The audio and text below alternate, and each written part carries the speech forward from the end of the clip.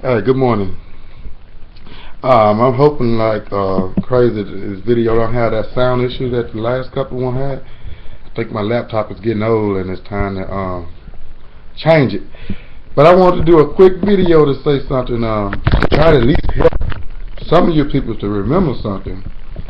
And I know you guys are the same way I am because we all was raised in the same culture, and pretty much 90% of us, or my generation in a way, I'm about to be 36 years old, at least 90% of my generation was raised in a Christian family. And I want to help you realize something that I had to realize myself. You know, I was embedded into the Bible. I was embedded. I mean, it was probably the first book given to me my whole life. And I think about how when I was placed on punishments, I had to read the Bible.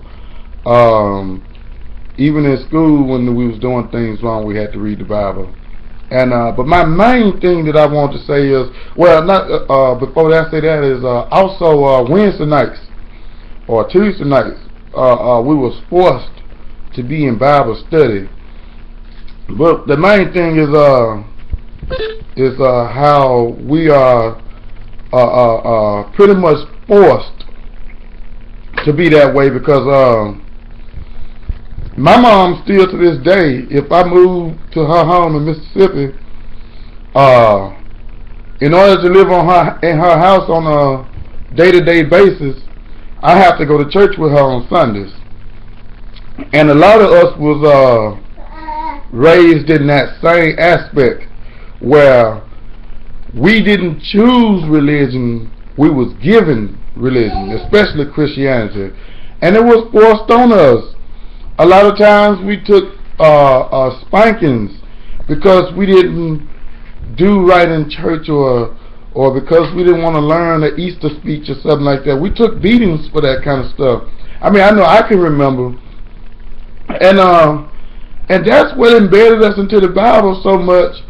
And we are embedded into it so much so to we started to believe it, and we started to believe that it is the word of God, but you can't hear the book say anything. You cannot hear that book say anything unless you actually read the words in your mind and you start hearing the words in your head, and that's the only way you can hear this book speak.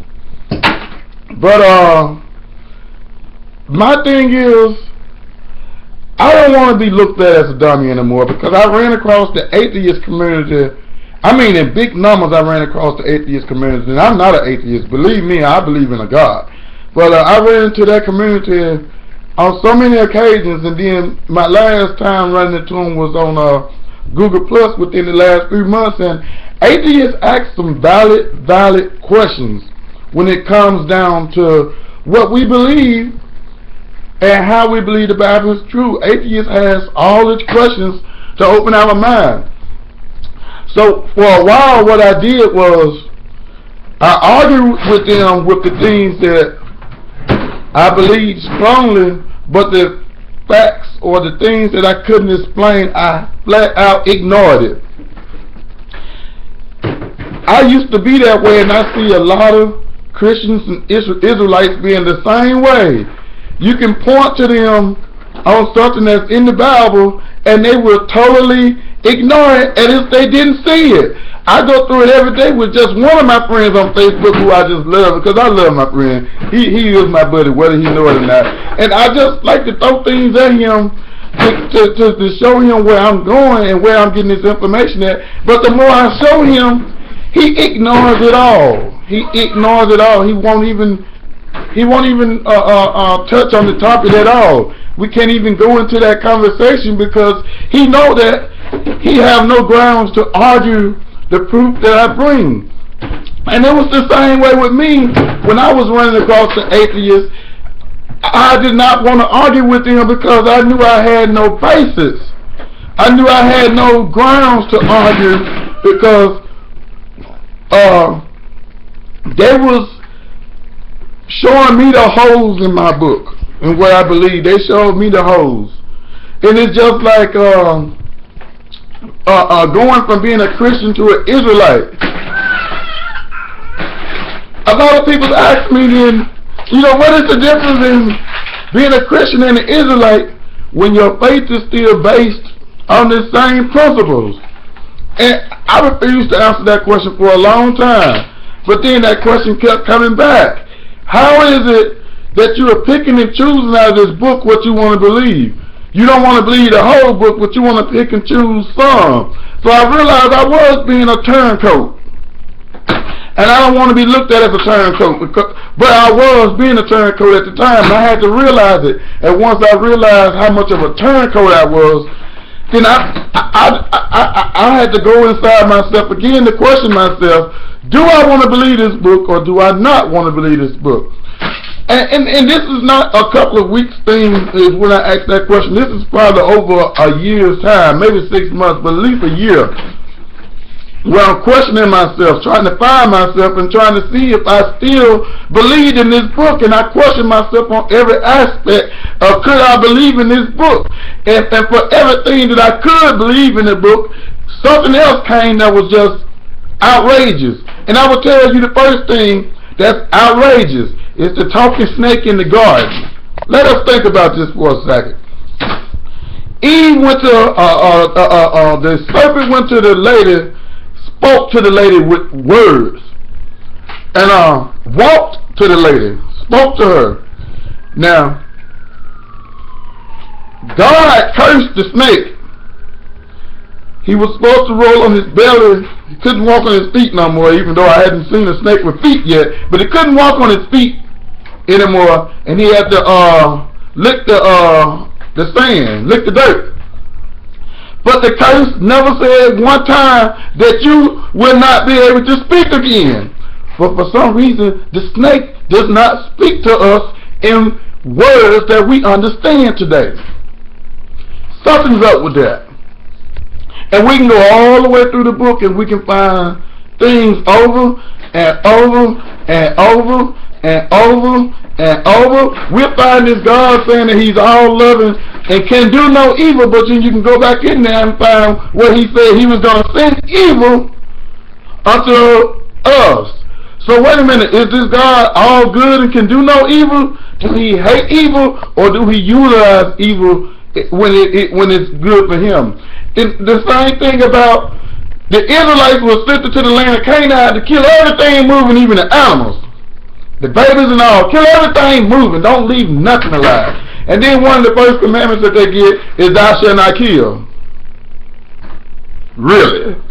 So okay, we can sit here and ignore the facts all we want and try to uphold that book all we want, but all it does for us is to make us look dumb and foolish, which we were and still are in a way, because we have taken someone else's religion and making it our own. We have taken their religion and totally try to take this religion on. Now, there are some things in the book that can be proven true, and I know what they are. As a matter of fact, the real God is spoken of in that book, and I know where to find it. There's a lot of things in that book that can be trusted, but for the rest of the 85% of that book, I'm here to tell you that it needs to be questioned. And if we're not men enough and women enough to deal with something as simple as validating or non-validating the book, we are not going to go any farther, because it's going to start with our belief system. How can we keep upholding something that we are not even sure of for ourselves? Then we keep saying that we can have all things that we ask. I was once a believer, and I believed hard and heavy, and I believed that whatever I prayed for, I should get it. And I prayed a long time and didn't get none of that stuff. Now somebody might say my faith wasn't good enough. Okay, I watched my mama pay tithes all of her life. And the book promised that this wonder of heaven was going to open up and pour her out a blessing that she can't receive. My mama is almost 60 years old today. My mama is not rich. She do not have this blessing that was supposed to be poured upon her that she have not room enough to receive. She still live a day-to-day life just like I do.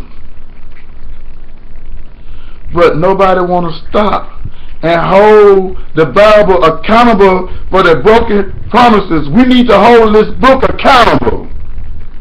And if this book is not going to be accountable for what is going on, then we need to choose something different. Now, okay, like I said before, I believe a lot of things in that book. But let me tell you something. Just because all of the prophecies in the book add up doesn't mean that nobody knew, because we are living in a time where we have the leaders of the world are making plans for the next 100 years right now today. As a matter of fact, they're making plans for even farther than that right now today. That same manipulation could have been implemented into the King James Version Bible. Their plan. So we're reading their plan and looking at it as prophecy when it could be just their plan finally coming together. But I have realized one thing, because I thought that I thought these prophecies were coming and stuff and everything, and then I realized one thing: as much as they get done according to what is supposed to happen in the Bible, there are still certain things holding them back to keep everything from being complete. Kind of like Russia right now. Russia is not trying to bow down to no bull, and nor is China. And then the rest of the countries that are not there trying to run off in here and have war. The only reason why they're not trying to run off in war with Russia right now, because they're obligated in too many other places right now. But that's going to be all for our good. If you people only understood that I'm not running away from being a Hebrew Israelite. If that's what my bloodline say I am, then that's what I am. But this is not going to isolate me to a book, and it's not going to isolate me to a community, and it's not going to isolate me to some kind of land. I'm not going to be isolated on nothing. And if we can learn the same thing, the Bible said that in the last days we wasn't going to be able to trust the Bible no more. It said that we will have to be fed through our spirit and with the truth. A lot of people know there's lots of lies in the Bible, but they want to believe them anyway. That's not believing in the spirit and believing in the truth. You're believing in a book and the lie, not the spirit and the truth, but a book and a lie. These are the days where we got to go back and hear. And everybody is afraid to go back and hear. Everybody is afraid to think they're going to go to hell if they start to listen to what's going on in here, which is God. I picked the book up many times, and I cannot experience God the way I experience God here. I cannot experience knowledge the way I experience knowledge here. This religion thing has been forced on the world over and over and over and over, and now the slave master don't have to force that on us no more, because we're forcing it on our own peoples, forcing it on our kids, forcing it on the grandkids. That is not right. The Bible says free will. So if it's free will, why are you guys making such a big deal out of people who don't want to live by the book? Because that book said free will. I have a free will to not open that book anymore. I have the right to trust God in my spirit now. I have that right according to the Bible. But then if you let these so-called elders tell it with their many scriptures, hypocrites, you let them tell it, I'm an evil demon and I'm going to hell. Okay, Satan, but I ain't going to hell because you say so. But I hear what you say, but I'm not going because you say so. We have come too far, much too far. for us not to continue to trust our God. They wouldn't even tell you that your God name is Yah. Wouldn't even put it in the Bible. Then they give you this other man who was the son of this white lady, and a lot of people don't want to believe me when I keep telling them over and over again, Mary, the mother of Jesus, is Queen Elizabeth, the first Queen Elizabeth of England. Her name was Mary. Look it up. She gave to the world Jesus. She was one beast, and Rome was another beast. They were separated at one time. Those two beasts came together, put their powers together, and they became one church again. You people are never going to believe it if you don't do the research. It's right there. The split of the church, the separation of the church England from the church of Rome is there. It's documented. But the people don't want to do the research. It's not my fault. But you got to stop sitting and running around here arguing about stuff that you have no idea what you're talking about, leading our peoples right back into slavery. Colossians 4:1 says the masters pay your slave their just due. I'm not a slave. Not me. And when we get off into that book makes us slaves, because they try to tell us we gotta come and give them money, we gotta come and listen to them preach, and all kinds of other shit that we gotta do. I was born free.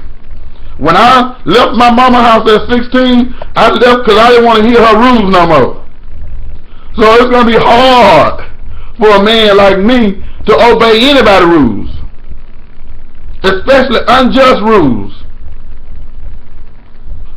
Gonna be hard for anybody. So from the time that I walked away from my house at 16 to now, where I'm almost about to be 36, it's been a 20-year jump. I went through a lot of things at that time, and I ran to the church over and over again when I felt like I was in trouble. But the church did nothing to save me. Nothing.